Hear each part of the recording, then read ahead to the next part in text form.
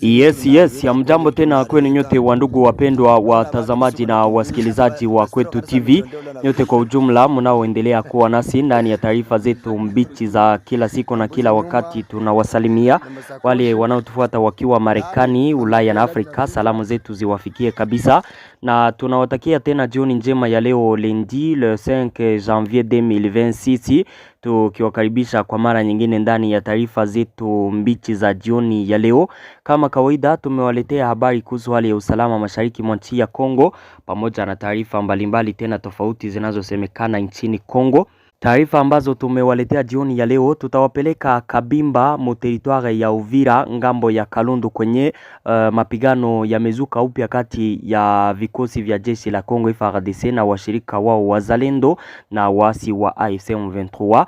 Upande mwingine tutawapeleka mu territoire ya Mwenga mu eneo ya Kasika na Kalambi kwenye milipuko ya silaha nzito na nyepesi inasikika hapo kuanzia saa 7 apremidi ya leo. Vyanzo vyetu kutoka hapo vinatuambia kwamba FARDC na wazalendo wako napigana na wasi wa AFC M23, na tutawapeleka pia mu territoire ya Fizi kwenye hali ya usalama inaendelea kukua mbaya mu lokalite ya Majunga kutokana na mapigano makali kati ya wazalendo wa Yakutumba na wazalendo wa General Ngoma Nzito.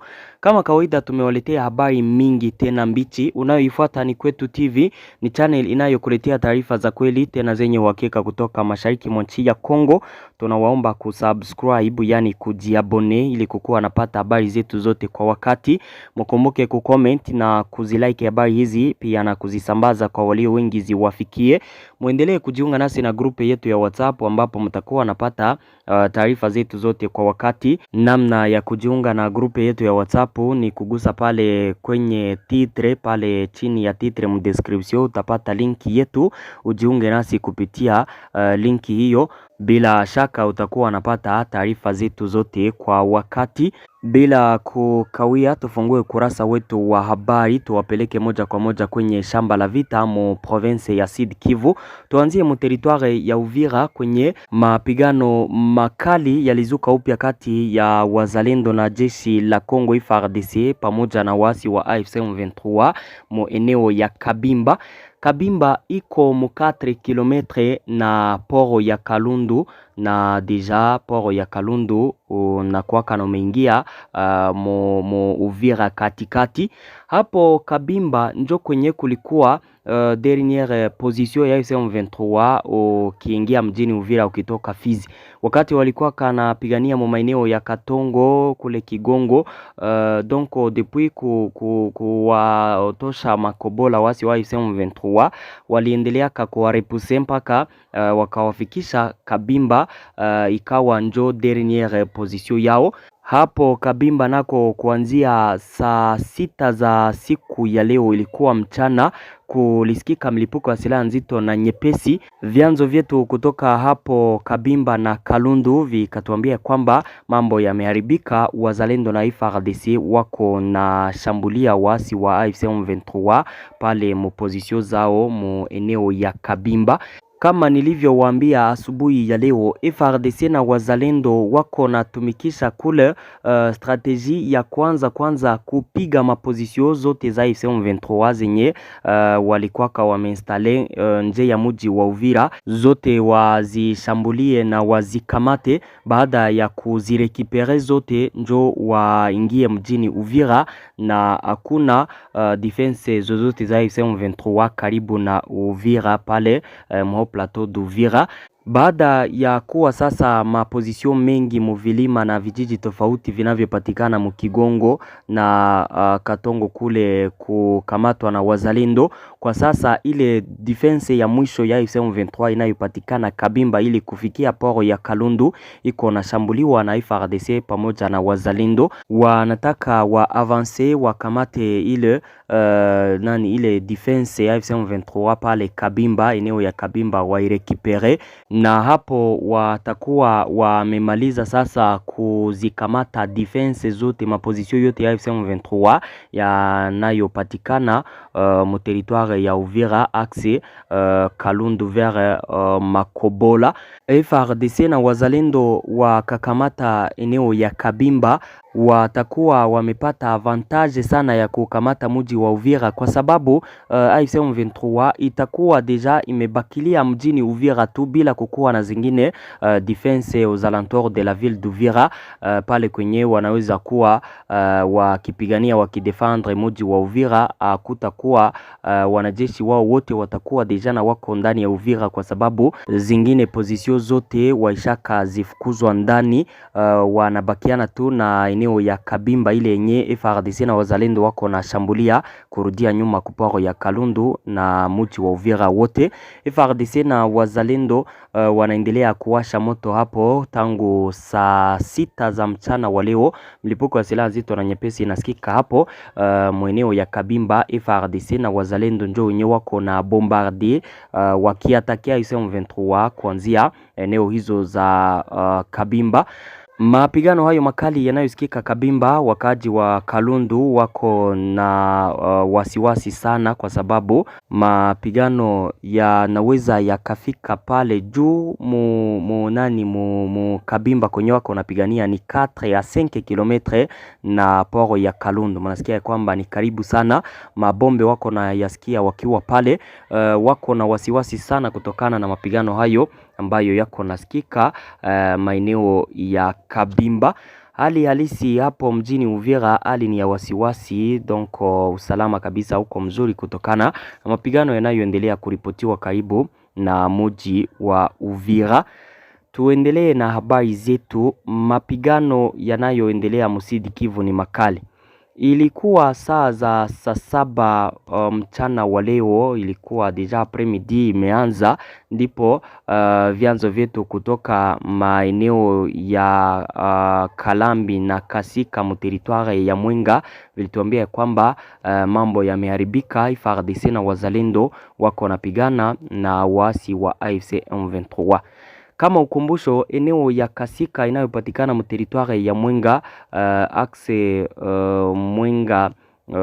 Mwenga Nzibira, kwa sababu ukisha toka maeneo ya Mwenga centre utapanda ufike Kalambi upande Kasika mpaka maeneo ya Kilungutwe kwenye walipiganiaka mwezi ya 12 je pense. Nadhani kwamba mko nakumbuka hayo. Upande ufike maeneo ya Nzibira mpaka Walungu, uendelee na Bukavu. Kuanzia sasa Kalambi mpaka Kasika mambo ni moto. FARDC na wazalendo wako na wapiganisha waasi wa AFC M23. Waasi wa AFC M23 baada ya kukamata Kasika walishindwaka kuvuka maeneo hayo ya Kasika ili wafike Kalambi waendelee kuprogresser vers Mwenga, kutokana na gisi wazalendo walikuwaka wamekata mapo yote yanayo patikana kuile riviere ya Lwindi ambayo inavuka mu zengine maeneo kitoka Kasika, wakakuwa bloke pale. Baada ya siku mingi pale na hali ni ya utulivu, siku ya leo mambo yaliharibika. Kuanzia 13h après-midi ya leo mabombe yalianza kusikika hapa na pale, kuanzia eneo ile ya Kalambi mpaka Kasika. Kutoka Kalambi ukifika Kasika muko 7 km je pense, na maeneo hayo yote kuko nasikika ndani mabombe za hapa na pale. FARDC kuna shambulia wasi wa AFC M23 maeneo ya Kasika. AFC M23 nayo iko na shambulia FARDC kule kwenye wako maeneo ya Kalambi.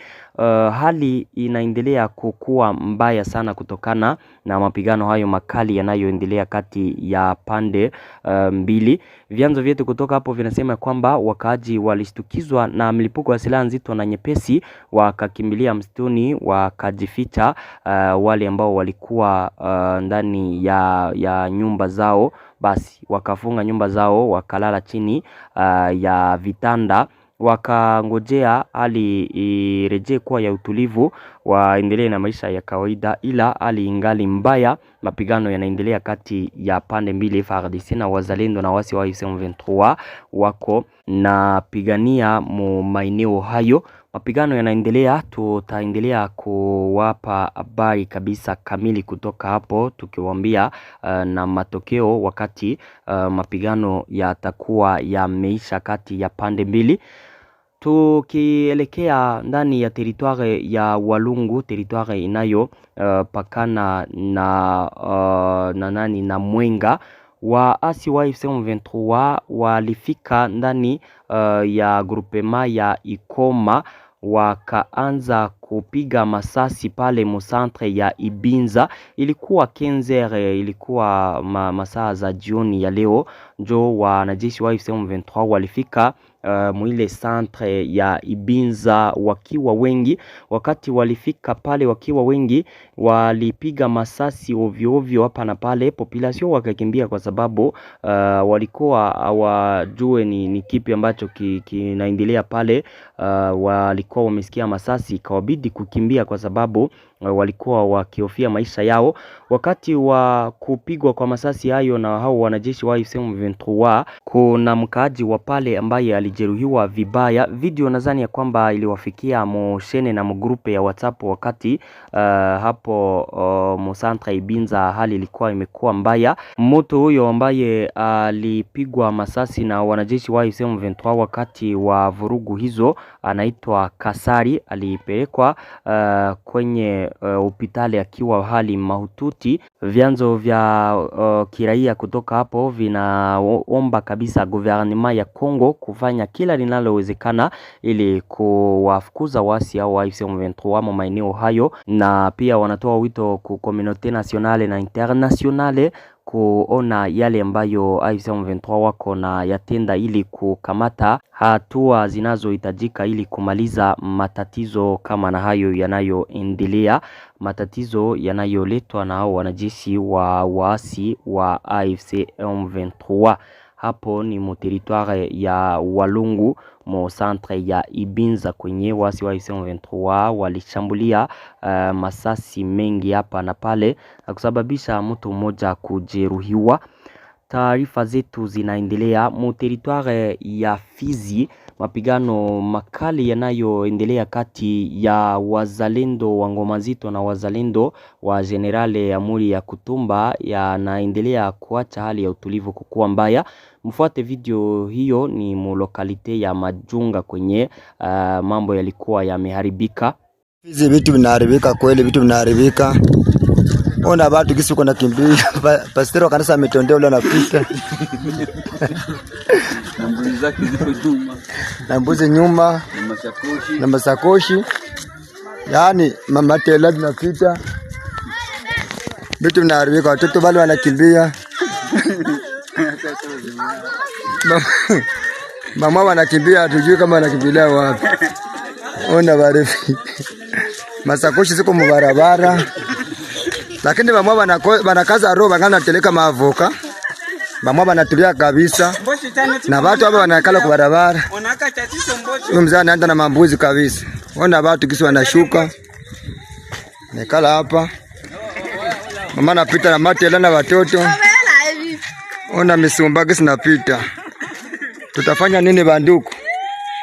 Kongo iko wapi? Ngalaba tu barabara na masakoshi. Masakoshi zinaharibika. Nadhani kwamba video hiyo mmeifuata.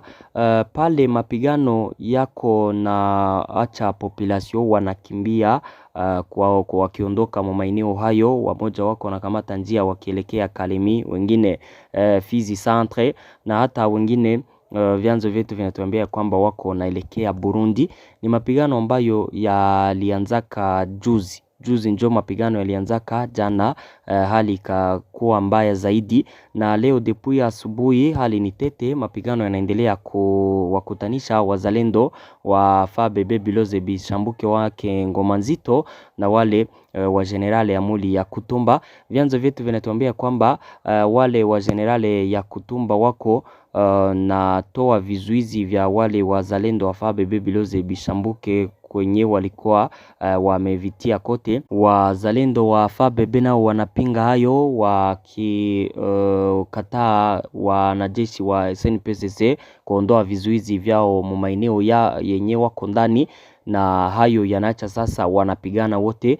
Mapigano yanayoendelea huko yanaendelea kuacha wakimbizi wengi kukimbia maeneo yao.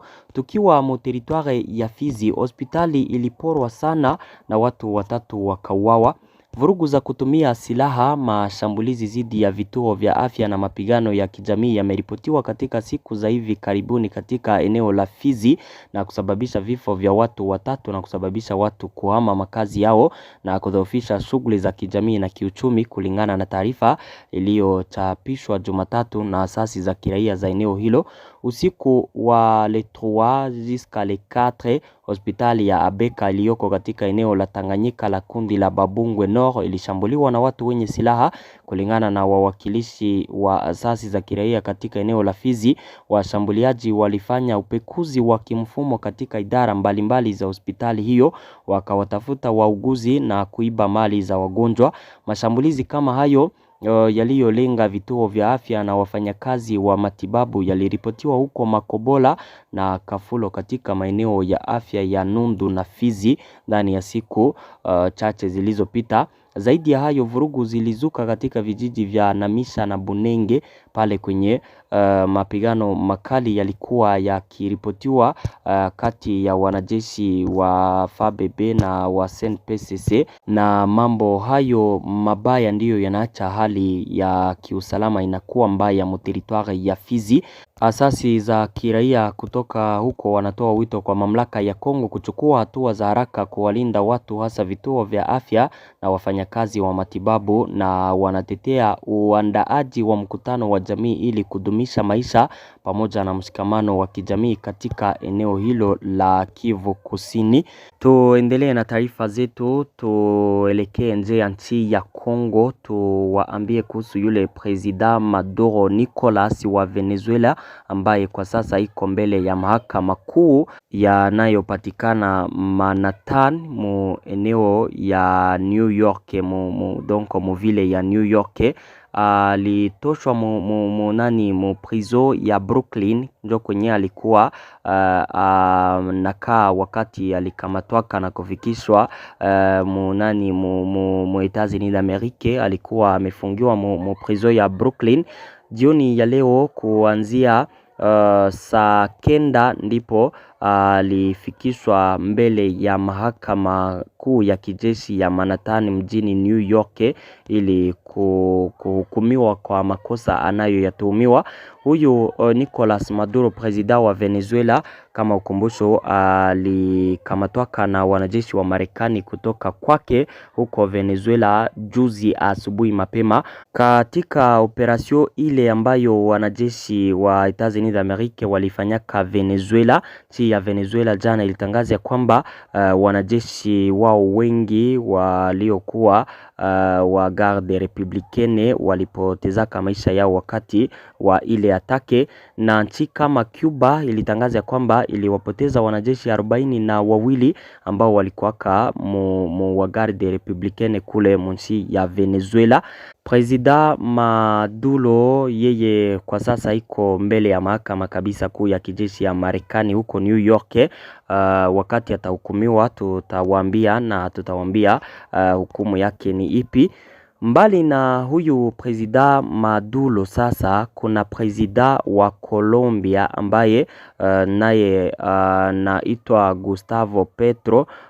yeye na Marekani nao kabisa ni kama paka na panya hawasikilizane. Siku ya leo aliipa onyo Etats-Unis d'Amerique.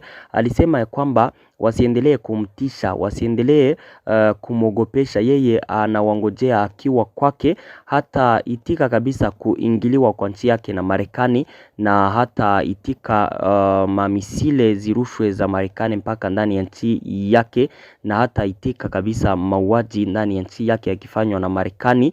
Yeye anasema kwamba haogopi Marekani, yeye yuko hapo kama Marekani ni wanaume wakuje wamkutane ndani ya nchi yake ya Colombia, waongee naye ama wamkamate kama ni wanaume.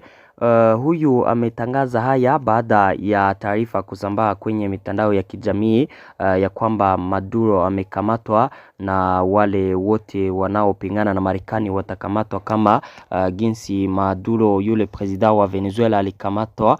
Na hayo sasa yakawa yanasababisha migogoro ya hali ya juu kati ya wale wa presida wanao pingana na Marekani, wakiendelea kuonesha kwamba Marekani iko najifanya nchi ya hatari, ila haitawezana nao kama ni nchi ya nguvu kabisa iwatakena kule, hapana Venezuela tu. Na waanaliste wengi wanasema kwamba vitendo kama na hivyo vya Marekani vinaweza kuanzisha vita hatari, tena vita ambayo naweza kuwa kubwa na kuikamata ulimwengu mzima.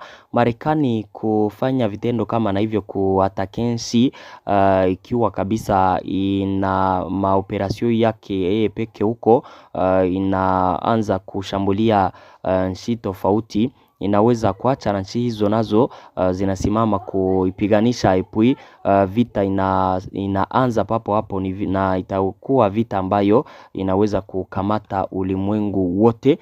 Hizo ndizo habari ambazo nilikuwa nimewaletea ndugu zangu jioni ya leo, na washukuru sana kwa kuwa mnaendelea kufuata habari zetu, na nawaomba kuendelea kusubscribe na kuzisambaza habari hizi kwa walio wengi. Merci beaucoup.